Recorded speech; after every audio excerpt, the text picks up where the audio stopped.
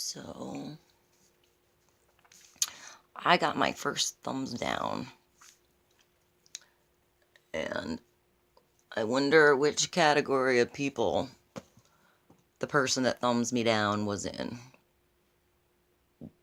The group that clicked on the video about the camel toe and the bouncing boobies and didn't get to the second video where I made my point about transmuting negative energy and judgment on people into something positive and understanding. Yeah, it did take me a while to get to the point of that. I didn't know what I was talking about. I was into making a toilet seat. But the third of the category of you that reached out and clicked on to part 2 to understand what I was speaking of. Good for you. So, alright, so it's cool. I mean, not everyone's gonna like me, but I can't take that personally. But, you know, when maybe I hit a sore spot or a soft spot. I mean, there's so many different reasons somebody could hit a thumbs down. I've totally done it accidentally and gotten all nervous and been on the wrong device and my big hand hit the thumbs down like, ugh. Except I think you can undo it now. So that doesn't make sense. I don't know. Who knows what it could be? Maybe it's somebody that's been up in the airplane or the space station and really see the truth. And really doesn't want you to know. So they clicked no. Maybe there's somebody hired, from The Hobbit, my precious, sitting behind their computer. They're trolls, right? That's what they're called. And they're hired by people to go in weird subjects that hit points that people shouldn't think about and question. Like the 100th monkey syndrome. Look up the 100th monkey. That's pretty cool. Maybe I'll talk about that later. But basically, after one person thinks of something, it started with monkeys. That's what they were studying. Monkeys eating potatoes. Well, I'll just talk about it. One monkey on an island where there were secluded monkeys away from other monkeys because they couldn't dive in the water and swim far away to get to the other monkeys on the other island. So these monkeys are being studied as I put my makeup on, and they noticed that they ate dirty potatoes. They dug the potatoes out because that's what they ate on this island. It ate the potatoes all dirty. And then one monkey was a little bit smarter than the other monkeys and decided to take the potato and walk to the shore, wash the potato, and eat it. What a smart monkey that is. A dirtless potato is so much more appetizing than the dirty one. So maybe another monkey noticed, and he was like, dude, that monkey's the bomb. I'm gonna go over and wash my potatoes. So he went over and washed his potatoes, and another monkey saw it and started washing his potatoes. And the weird thing that happened, though, is within a certain amount of time, the monkeys on the island, 20 miles away, all started washing their potatoes, too. So weird. It's not like the monkeys called up the other monkeys on the island. We're like, we have the best idea about that dirty potato problem that we had. This is the best idea ever.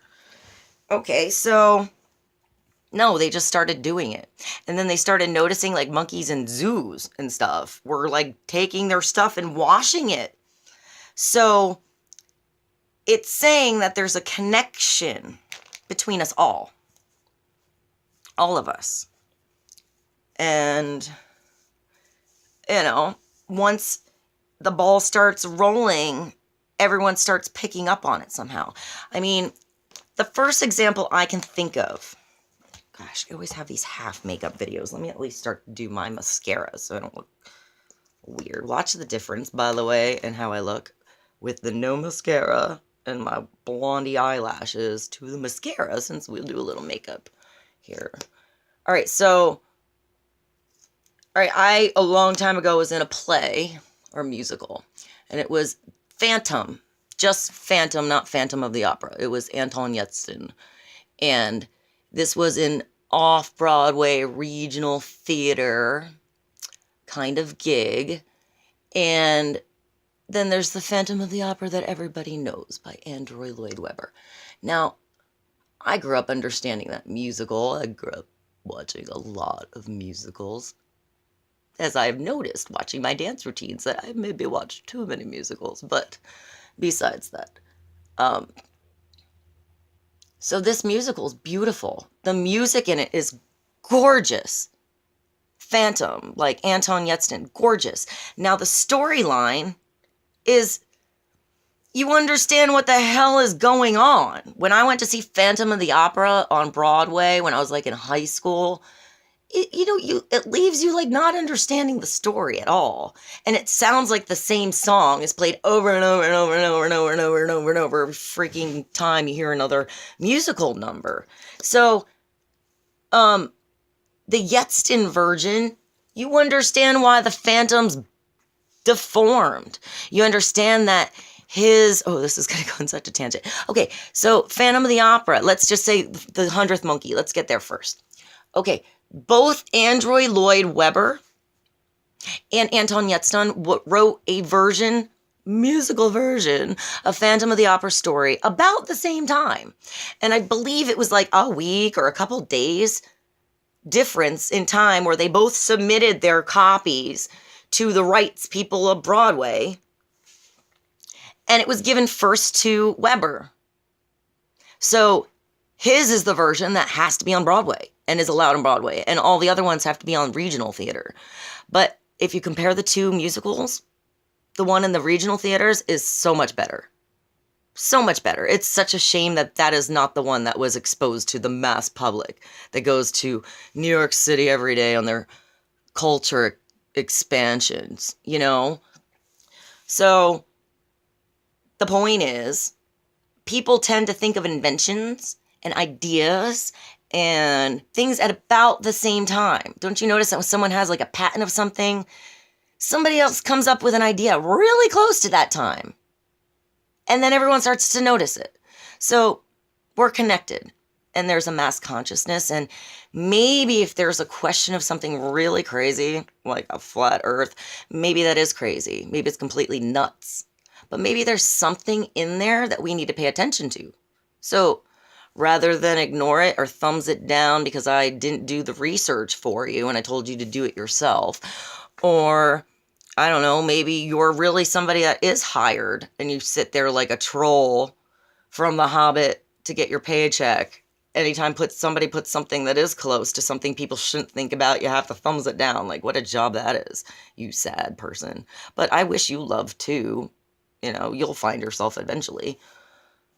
And maybe it's not that, and it is completely crazy, but maybe there's something in there we do need to pay attention to. Maybe it's just the fact that in the video, I said it's about the opening of the mind to the question and not just the answer of what we're looking for. Maybe it's in the question. I am not here to give my opinion, or to drill my opinion into anybody, because my opinion is going to change all the time, because my opinion is rooted from questions. So my point is to get you to question. So you find your answer. For you, what sits right in you, because you always know. There's discernment in you to know the truth. Whatever it is. Maybe nobody knows. But if we don't question it, how are we going to understand things better? You know? It's the nuts that change the world. It's not the followers. It's not the ones that sit there and just go along and don't question maybe why. For me, it's always about the next question. Okay, well, why? Because every time I get to an answer, there's another question. So keep going with the questions until we figure it out more and more together. All right. This is going to be so long. It's at 9 minutes. I have 15. Should I keep going? Yeah, let's go a little bit further. Because if I make a part 2, you guys might not click on it. All right, so, you see the eyelashes? See the difference? They're so much longer when I actually put mascara. If there's one thing to take, makeup-wise, that a girl would want, it would probably be the mascara. But who needs makeup in the mask, right? All right, so Sorry, this video is like very, what was it? Oh, taking something that's negative and seeing how we can switch it around and make it better and make everybody understand it more rather than knock it down. Because even you, Mr. or Mrs. Thumbs Down, are entitled to your opinion. The point is, if this were even like 100 years ago and I mentioned something like a flat earth, or maybe it was numerology that offended you, or maybe it was my eating and talking or my language or the way I picked up my cat, or maybe you're someone who's been in a space station and it really bothers you and you really want to tell the truth and you've seen it and you can't and that bothers you, or maybe you just want me to be portrayed as a whack job by talking about something so out there. But you're probably somebody who also didn't get to the end to see that the point of what I was saying was to open your mind to question, even if it is that crazy. Even if it is. Maybe there's something in there you should look at. Or maybe you just don't care. And you just wake up every day and go to work. Go hang out at the water cooler. Go in your box, type your things, live in your little world where you get your paycheck and you think everything is, and you don't look outside that at all, the magical world around you. But you can lead a horse to water. Now, I'm not there to make anybody drink their water. Although if you do, you should wake up in the morning and put a little bit of that vinegar with the mother in it and then down it every morning because it balances everything out. And if you're feeling a little bit sick, it's actually pretty awesome. It takes away everything. Anyway. Everybody's entitled to their opinion. And if this were a couple 100 years ago and I started speaking about weird stuff, I'd probably be burned at the stake. So we should be grateful. We're at a time where we can say anything and question anything, and it's at least okay, right? To go about and find our own opinion, and that we have the access, and that we're not relying on religious, institutions to tell us which parts of the Bible we can know and see and read, and they'll keep the other parts for themselves. So, go on, what interests you? I'm just talking about the weird things I have in my brain files. My interests don't have to interest you, but the point is for you to go and find what does. And that passion and that thing that gets you excited, maybe you do question. Maybe you're the one that's going to find the answer for the world. Maybe it's you. Maybe you are going to be the solution. Maybe my thing pissing you off is going to make you go and figure it out. Who knows? That'd be cool. I'd be okay with being the bad person if you're going to go figure out something for the rest of us. Because the way it's going now is not working. So rather than act like we're insane and just believe everything we're told and don't have opinions for ourselves, because we don't want to do the work. And we just would be more comfortable with someone just telling us what to do. That's easier and it takes way less effort, Dig yourself out of the box is kind of hard. All right, we're at 13 minutes. Should I finish about the musical? Because I do want to say that. All right, so Phantom of the Opera. The reason that the Phantom... We're going to go here. First, I'm going to say to the one that thumbs me down, I wish you love. Because if you got to the end of the video, I did explain that where I'm coming from is a place of love. And to help you find your own opinion of your heart. No, we're not going to get to the end of Phantom. So if you want to know about Phantom of the Opera, we'll do another video on that. So, coming from a place of love, even you. I love even you. Because the fact that we're all different and we can have an opinion right now and say what we feel and figure it out together is why we're in a special time together. So let's use it for good. And accept the fact that the differences about us are how we can change the world. Make it a better place for all of us. Okay? Let's do that together.